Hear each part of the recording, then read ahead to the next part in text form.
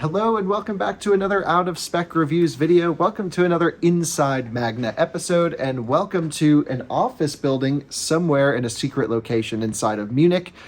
Today we are talking about virtual vehicle development, and not from a chassis, powertrain, driving dynamics position, but from an HMI interior perspective. So we're going to be looking at sort of control units like this, how everything's laid out in the car, why virtual modeling is so important, and then some of the tools that Magna has to make this easier for their engineers. So we are going to be looking at a few different simulators today. We're actually in Munich, but we'll also be heading over to Gratz in Austria. So you'll see a little bit of a split in this video. But what we're really mainly going to be talking about is, the engineering process of a car and the engineering process of an interior. So to start, each individual component is engineered by separate teams. So you have the controller guys, you have the screen guys, you have the seat guys, you have the full body structure guys, and they're all in different buildings and all in different areas. And especially during the last few years when a lot of us were working from home, it was really difficult to get a full picture on how everything is going to come together. When we review cars sometimes, we'll see a heated steering wheel button over here and a heated seat button over there, and we're like, we know what happened here. Two different teams, not a full vehicle integration. So some of these virtual models can actually come into play to help with this entire engineering process. For example, let's say you're working on a controller for a vehicle and you kind of want to know where this is going to be. However, you sit at a desk, you're on a test bench working on everything, you're making sure all the control actuation works. You don't really get a sense as an engineer as to where this is going to be placed in the vehicle and the ergonomics to use it. And so that is where this interior, where Jordan is sitting and driving around, actually comes into play. For example, you can see virtually, let's just say you're working on a screen, for example, he can now sit inside of this, interior stand, if you will. The entire thing, by the way, can be adapted to the car's interior. So the steering wheel's where it would be in the normal car. You can see all these rails and adjustments. This is a pretty basic one, but we're going to show you an insanely complicated one that can dial in almost every geometric position of the seating. And what he's able to do is say, okay, hey, I've been working on this screen and this software, and it's right in front of my face on my desk. What's it like when I actually sit in the car? This saves millions of dollars of having tons of interior mock-ups. One of the problems with doing physical interior mock-ups, let alone even just having this benefit, is let's say you present your interior mock-up to the board and you're pitching your product, right? And a board member sits in and says, oh, actually, I don't like this control piece right here. I want it moved 4 inches to the left. Well, guess what? You got to redo everything in the physical space. In the virtual world, you can just drag it and say, oh, there you go, fixed. Of course, when it gets closer to start of production, it's probably important to have some physical models, but virtually developing a vehicle speeds up production time, reduces cost, and this is what Magna is working on here with a bunch of different partners. So what Jordan's able to do essentially is to go to the screen, say, hey, this is a little bit farther away than it was when it was at my desk and I was working on it, and they can adjust the software to fine tune. One of the other things you can actually do, which Jordan is working on right now, is fully interacting with the vehicle in a virtual environment. So he's in a car at the moment, and so there's some experimental software on here, and he can interact with it. He can see his hands. You can see he's got this VR screen over here on his face. How does it feel in there, Jordan? It feels good. Feels good. Pretty cool. It's beautiful out here. Yes, you're in a beautiful environment. Could you interact a little bit with the software and everything and show us how you can pretty much be in the car without being in the car? So you're looking at, different functions in the screen, moving around just as you normally would. You can see your volume knob right there. And again, the whole idea is that the positioning is where you would be in the car. So you have all your buttons up there, and if a screen's too far away, it's a great idea to figure this out, that a touch screen doesn't work over here, but it works here early on in the process. So this is sort of just step one. This one's actually also drivable, so give us a little drive if you don't mind. And you can do this while you're driving. For example, you can simulate, driving down the road, have to put on the heated seat. Okay, do it. Another, I hope he doesn't drive like this in the real world.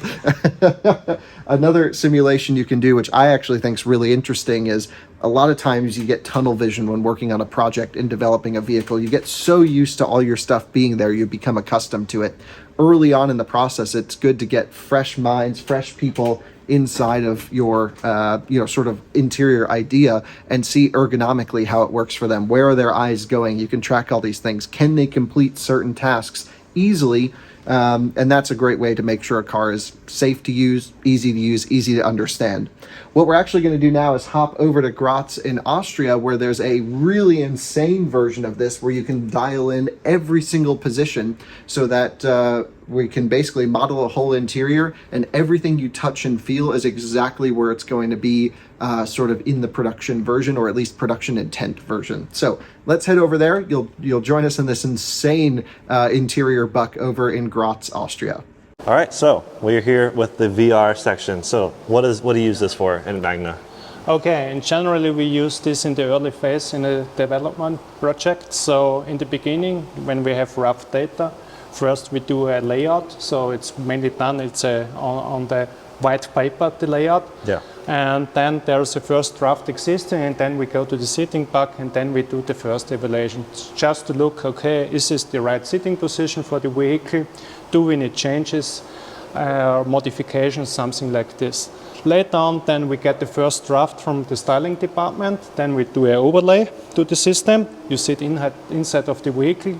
You can get the first picture. How does the vehicle look inside? What is the roominess? How you can watch outside? What is the vision? You have also the opportunity to check, okay, is everything reachable? Is something, let's say, protected from the vision and so on? And so we do the first evaluation on this system. So it's in the early phase. Later on, after this early phase, then we switch then to the first hardware model. Mm-hmm. This hardware model, it's mainly based also on this. And we do then on the hardware model the evaluation. And on the first hardware model, we have then also the opportunity to combine it with the VR system. So you have something in reality, so in hardware. Later on, then, and also some details you have then are from the styling perspective. So you have a mixed reality in the combination. And the last job, let's say, is then the final evaluation we will do then on a hardware bug. So which is a middle bug, which represents fully the styling, and you can evaluate everything. But this tool is mainly used that we have in the beginning. In the beginning, we have a picture, or we know, okay, these are the problems, to detect the problems in advance, to avoid then bigger changes in the later phases of the development. So what the problems, are you typically talking about spatial awareness? Like, is it feel too compact or too open? Like, how are you deciding how much space to have? Space in general, first in the beginning of the project, we do a benchmarking. Mm-hmm. Out of this benchmarking, we get in the picture what the customer is expecting.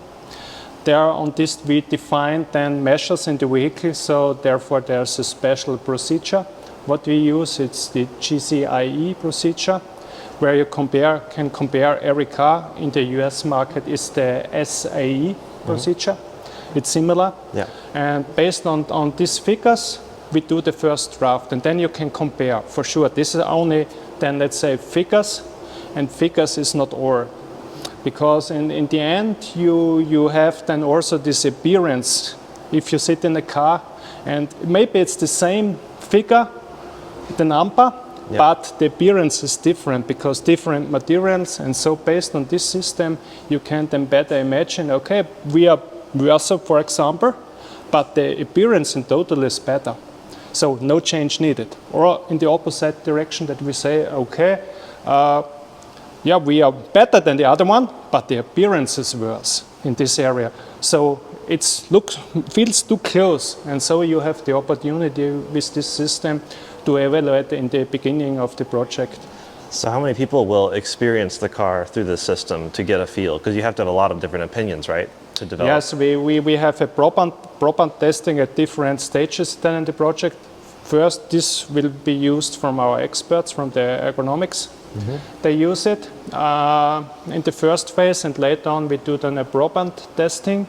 And there we have, depending on 10 to 20 probands. So these are known in the company, they know what they do, and they do the evaluation, and out of this evaluation we get then the feedback, okay, how is it really? Because sometimes the experts have a different picture than the normal people, let me say it like this. Yeah, that's good. Well, I'm excited to try it out.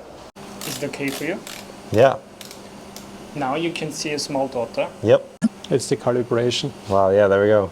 It's like I'm in an eye exam. So It looks like the ArcFox. Jordan, you've driven the ArcFox? Yes. Wow, so you can see my hands here. yes. So with this you can also then see is for example the display reachable and so on. This checks you can do it also. Yep, screen. Yeah, screen. Beautiful hands, nice Yeah. blue. You can Yeah. also do a vision all around that you watch backwards. Oh yeah, Okay. no one's back there. Yeah. And now this is the first shot for the future. We plan to do also to evaluate the HMI concept. So you have then also the operation on the display you have inside. We can protect this not in this project, on other project. So you can use it. Yeah, inside yes. the And VR then you can go to the menus and see how it works. Yeah, how it through works VR, also. Yeah. Not in this. which is a lot easier to Yeah, code than yeah. in an actual Yeah. screen. It's not a driving simulator, it's just for ergonomic evaluation, appearance evaluation, vision, and some stuff like this, that you feel the roominess in the vehicle. Is the header too close, for example? Is the cantrail too close? Is it far away? And this you can So have. it's really just built to show sizing of Yeah, the vehicle. yeah, right. Yeah, so you can kind of see when your hand disappears, and then it's like, okay, that's the edge. Yep, Yeah. that's nice. Yeah, How's it all feel? Feels good. There's no seat there. Okay. yeah. Okay. Yeah, this is Can I cool. add the What we do also is that we build on these bug specific parts that we build up. For example, here the cutout of the door, we can build it to the bug, that you have additional picture in the evaluation loop, so that you have here around the complete frame. Yeah. And if you want to enter in and out, then you get a better picture. So it's also the right stand height of the vehicle. So this is really the floor level here, what you see, and this is the floor level, the street. Yeah, so you can adjust like So, everything. yeah, and then we can build on here, for example, a rocker profile Yeah. to evaluate, okay, if I enter or I go out of the car, if I touch the rocker or not. This evaluation can be done easily. And there we are really quick in the development process to evaluate these topics. So this week we have several tasks Yeah. for this in different projects. But this is for today as cleaned one example what we can show to you. Yeah, it's clearly dynamic. Yeah. So yeah, you used it for ArcFox, but you can Yeah. obviously use it for any vehicles. 'cause- Any vehicle, Yeah, each project. we Magna are using logo this. on the steering wheel. Yeah. Yeah. Then you Awesome. have different steering wheel, different seats you can mount, so you have every opportunity. Yeah, that's great. So It's awesome. Yeah. Who wants to try it? So there you go. We wanted to bring a little bit of an idea of the virtual development process to you guys so that you can understand that developing a car in the, virtual space is so much faster, so much cheaper, and actually leads to probably some better cars than it would doing this all in physical models like it's been done years before. So thanks for watching another Out of Spec Reviews video. Thank you to Magna for having us and showcasing all of this to you guys, and we'll see you on the next one soon. Bye-bye.